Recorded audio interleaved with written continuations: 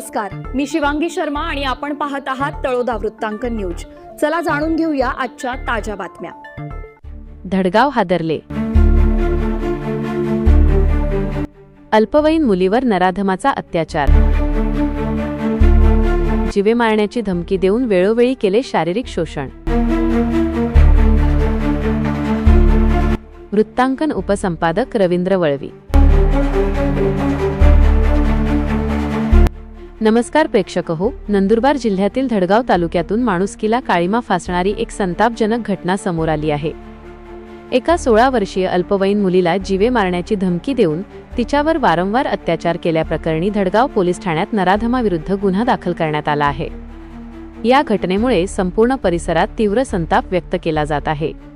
मिळालेल्या माहितीनुसार ऑक्टोबर 2025 मध्ये दिवाळीच्या सुमारास पीडित मुलगी आणि आरोपी यांची गाठ उदय नदीच्या काठावर पडली होती। तिथे असलेल्या एका आंब्याच्या झाडाखाली आरोपीने पहिल्यांदा पीडितेवर अत्याचार केला। त्यानंतर हा नराधम इथेच थांबला नाही।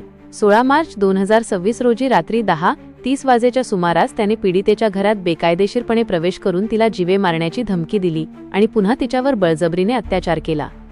आरोपीने दिलेल्या धमकीमुळे पीडित मुलगी प्रचंड दहशतीखाली होती। मात्र अखेर तिने आपल्या कुटुंबाला या प्रकाराची माहिती दिली। वडिलांनी धीर दिल्यानंतर पीडितेने धडगाव पोलीस ठाणे गाठून दिनांक 7 मे रोजी फिर्याद दिली। त्यानुसार पोलिसांनी संतोष विनायक पावरा, राहणार धनाजी बुद्रुक, मुंबारीपाडा, तालुका धडगाव याच्या विरोधात गुन्हा नोंदवला आहे।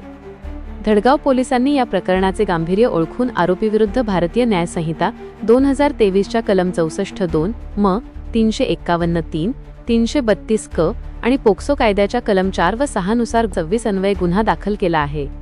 या गुन्ह्याचा पुढील तपास पोलीस निरीक्षक राजेंद्र जगताप हे स्वतः करत आहेत।